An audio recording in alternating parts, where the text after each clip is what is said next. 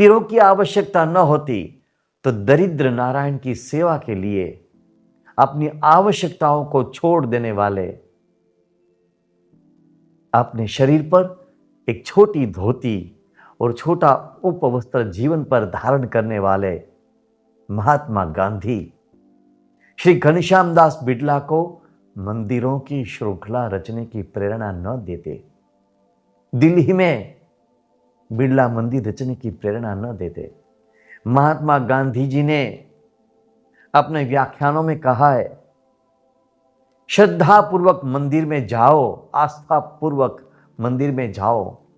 उन्होंने तो वहां तक लिखा कि अपने दिव्य लोक में विराजमान अदृश्य भगवान की आराधना से हम पार्थिव मनुष्य को संतुष्टि नहीं हो सकती, इसलिए मंदिर चाहिए। ऐसा कहकर उन्होंने यहां तक लिखा, to reject the necessity of temples is to reject the necessity of God, the necessity of religion and the necessity of earthly existence. यदि मंदिर की आवश्यकता न होती तो असंख्य लोगों की, गरीबों की, दलितों की झोपड़ियों तक घूमते घूमते उनके उत्कर्ष के लिए अपना पूरा जीवन बिताने वाले ब्रह्म स्वरूप प्रमुख स्वामी महाराज विश्व में घूम घूम करके भिक्षा की झोली लोगों के सामने रखते हुए मंदिरों की 1200 मंदिरों की रचना न करते।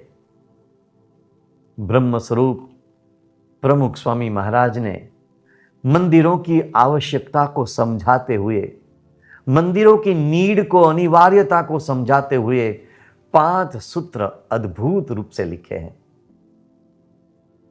पहला सूत्र लिखा उन्होंने, वो है मंदिर जो मन को स्थिर करता है, जो परम शांति देता है। दूसरा सूत्र लिखा, वो है मंदिर जो हमें उच्च जीवन की प्रेरणा देता है। तीसरा सूत्र लिखा उन्होंने, वो है मंदिर जो परस्पर प्रेम और आदर सिखाता है। चौथा सूत्र लिखा उन्होंने, वो है मंदिर जो संस्कृति के मूल्यों की रक्षा करता है। और 5वां सूत्र लिखा, वो है मंदिर जो हमें अपनी आत्मा की पहचान कराता है और परमात्मा से हमारा मिलन कराता है। इन 5 सूत्रों में उन्होंने सब कुछ कह दिया। परम पूज्य प्रमुख स्वामी महाराज तो स्वयं ब्रह्म स्वरूप महान पुरुष थे, इसलिए इनके दिए हुए इन सूत्रों को आप ब्रह्म सूत्र भी कह सकते हैं। एक एक सूत्र पर व्याख्यान देने के लिए, उसका निरूपण करने के लिए एक एक सत्र चाहिए, लेकिन आज हम एकाध 2 सूत्र पर थोड़ा सा चिंतन करेंगे। ब्रह्म स्वरूप प्रमुख स्वामी जी महाराज ने जो पहला सूत्र दिया, उसमें उन्होंने लिखा है, वो है मंदिर जो मन को स्थिर करता है, परम शांति देता है।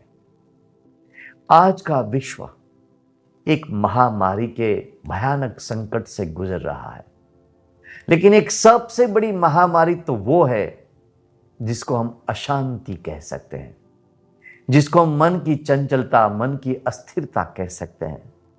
और इसके कारण कितने लोग हर साल मौत को प्राप्त होते हैं। कुछ आंकड़े देखिए, WHO के आंकड़े हैं, हर साल विश्व भर में 8 लाख से अधिक लोगों की मौत होती है सुसाइड से, आत्महत्या से। यूनो के और आंकड़े देखिए, हर 40 सेकंड पर एक मौत होती है आत्महत्या के कारण।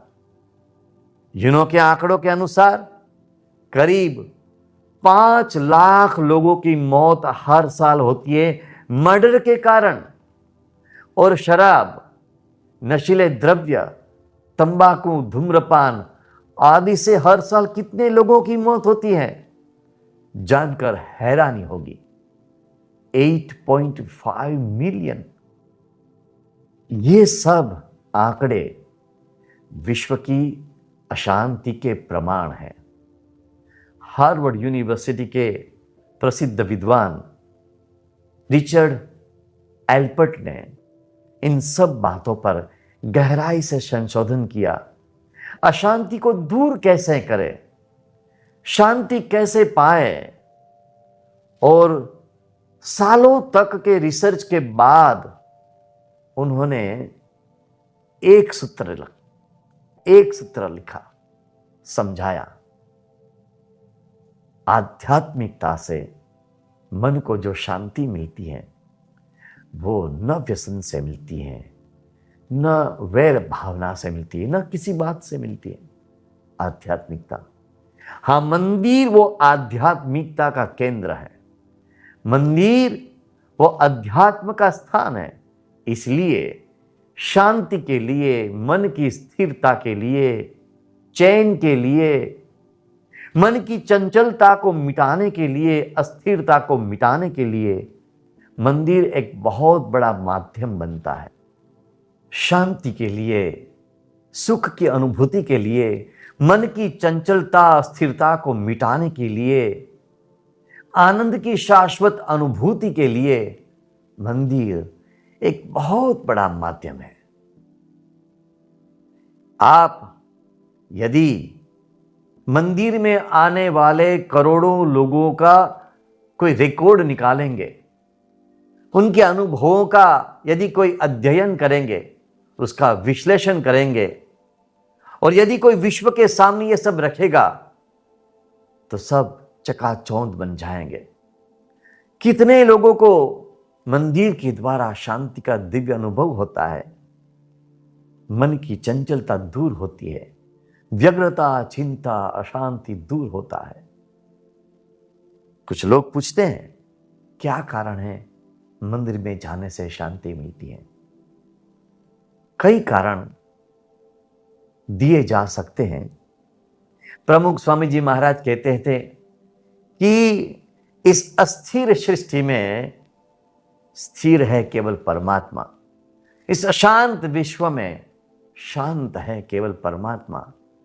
यदि उस परमात्मा के स्वरूप में हम अपने मन को जोड़ देंगे तो हमें अवश्य स्थिरता प्राप्त होगी, शांति प्राप्त होगी, सुख और आनंद की अनुभूति होगी।